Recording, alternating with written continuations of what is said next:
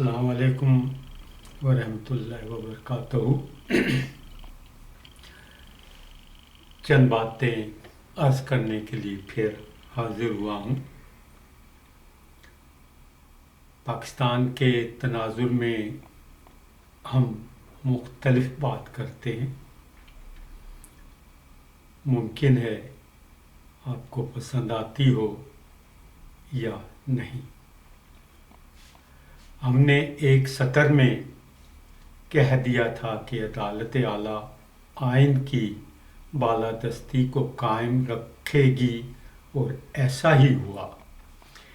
یہ ایک پیج والوں کی واضح سبکی ہے، اور ایک ہی پیج پر وہ چت بھی ہوئے ہیں۔ ایک پیج کو بھی ہم نے آئین کی خلاف ورزی قرار دیا تھا، اور ہم اسے بھی غلط قرار دیتے ہیں کہ ادارے ایک دوسرے کا چیک اپ رکھیں۔ ایسا نہیں ہوتا۔ تمام ادارے اقتدار اعلیٰ کو جواب دہ ہوتے ہیں، اور اقتدار اعلیٰ قومی اسمبلی کو جواب دہ ہوتا ہے، جو تمام اداروں کا مؤثر ترین مرکز ہے، اور یہ مرکز پوری قوم کو جواب دہ ہوتا ہے۔ کاش ایسا ہو جائے۔ حکومت کے غیر آئینی فیصلے کو عدالت نے نہ صرف غیر آئینی اور انتہائی غیر ذمہ دارانہ قرار دیا ہے، بلکہ یہ بھی باور کرا دیا ہے کہ عدالت اعلیٰ ریاست کے مفاد میں درگزر کرتے ہوئے حکومت کو آئین ساز قومی اسمبلی سے رجوع کرنے کے لیے 6 ماہ دیتی ہے۔ تلوار لٹکی ہوئی ہے جو نمائندگان قومی اسمبلی ہی اتار سکتے ہیں۔ سوشل میڈیا پر عدالت اعلیٰ پر بیہودہ اور شرمناک الزامات کوئی انفرادی پروپیگنڈا نہیں تھا۔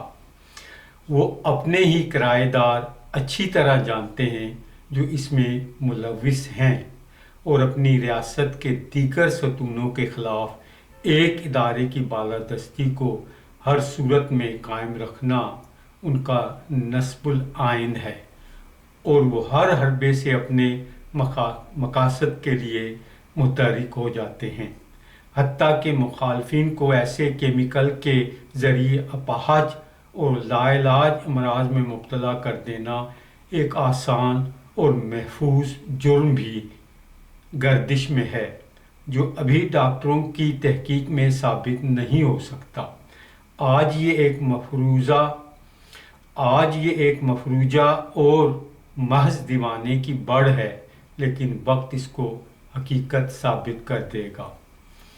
آخر میں ایک تند مزاج، تند زبان اور تند گفتار صحافی، تجزیہ نگار، بلکہ پاکستانی سسٹم کے نباز حسن نثار، جو خود بھی اپنی اس مجبوری کا برملا اعتراف کرتے ہیں کہ اس قول پر لفظ بلفظ یاد نہیں، قول ہے کہ جو اپنے لوگوں کو مارتا ہے وہ ہمیشہ دوسروں سے مار کھاتا ہے۔ کیا کوئی اس پر غور کرے گا؟ یہ آپ کی سب کی توجہ کے لیے آج اتنا ہے۔ انشاءاللہ بعض چیزوں کا اظہار اگلی دفعہ کروں گا، اور ان کرایہ داروں کے چہرے سے جو انہوں نے پردہ ڈالا ہوا ہے اپنے اوپر، وہ اتارنے کی کوشش کروں گا۔ اللہ حافظ۔ پاکستان پائندہ باد۔